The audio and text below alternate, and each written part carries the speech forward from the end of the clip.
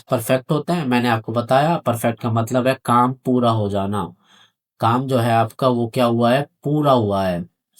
और वो पूरा कब हुआ है, पास्ट में, इसलिए उसको क्या बोलते हैं, पास्ट परफेक्ट।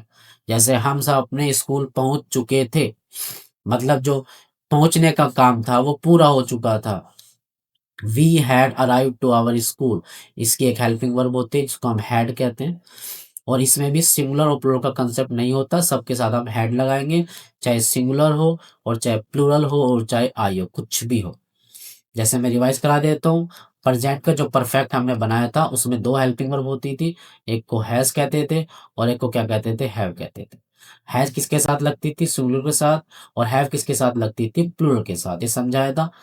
पास्ट के परफेक्ट में ऐसा कुछ नहीं होता, एक ही हेल्पिंग वर्ब होती है जिसको हम हैड कहते हैं, सबके साथ हम इसी को यूज करते हैं। ये आपका स्ट्रक्चर है। और परफेक्ट में मैंने बताया हमेशा वर्ब की थर्ड फॉर्म लगेगी, चाहे वो पास्ट का परफेक्ट हो, चाहे वो प्रेजेंट का परफेक्ट हो, चाहे वो फ्यूचर का परफेक्ट हो। फिर हम नेगेटिव बनाते हैं, तुम्हारा छोटा भाई गाली नहीं दे चुका था, your younger brother had not abused. Abuse आपको कई बार बता चुके हैं, गाली देना होता है। ये आपका स्ट्रक्चर है। छोटा भाई तुम्हारा सब्जेक्ट हो गया, ठीक है, हैड हमारी हेल्पिंग वर्ब होगी, नोट हो गया, और गाली देना हमारी वर्ब हो गई। इंटेरोगेटिव सेंटेंस, इंट्रो बोल दो शॉर्ट में उसको। क्या आप दिल्ली घूम चुके थे, हैड यू वॉक्ड दिल्ली। वो घूमना होता है, हेड हेल्पिंग वर्ब हो गई, ये हमारा सब्जेक्ट हो गया, ये हमारा ऑब्जेक्ट हो गया। ये स्ट्रक्चर है हमारे वर्ब की थर्ड फॉर्म के साथ।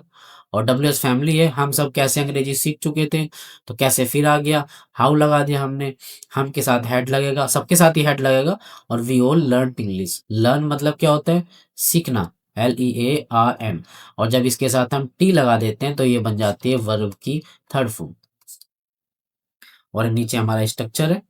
तो ये हमारे पास्ट परफेक्ट के हमने चारों समझे, इसकी हेल्पिंग वर्ब समझिए। अब आता है इनके सेंटेंस बनाने का। तो ये 10 सेंटेंस हैं जो पास्ट परफेक्ट के हैं। आप इनको देखो, पॉज करो, इनको देखो, और ये हमने कुछ दे रखे हैं ऑलरेडी, मतलब पहले से ही कुछ काम होता है, मैं पहले से खाना खा चुका हूँ, ऐसे बनाना है आपको। ईट की थर्ड फॉर्म ईटन होती है। स्टार्ट मतलब शुरू करना होता है, स्टार्टिंग मतलब शुरू कर चुका हूँ मैं वो काम। कंप्लीट मतलब पूरा करना होता है, कंप्लीटिंग मतलब वो काम पूरा हो चुका है। रिच मतलब पहुंचना होता है, रिच मतलब पहुंच चुका है। और सेट, सेट तीनों फॉर्म सेम होती है। ये गिवन है, गिव मतलब देना होता है, गिव गेव गिवन, और गिवन थर्ड फॉर्म होती है। सी की थर्ड फॉर्म सीन होती है। इस तरह से आप इनको नोट डाउन कर सकते हैं।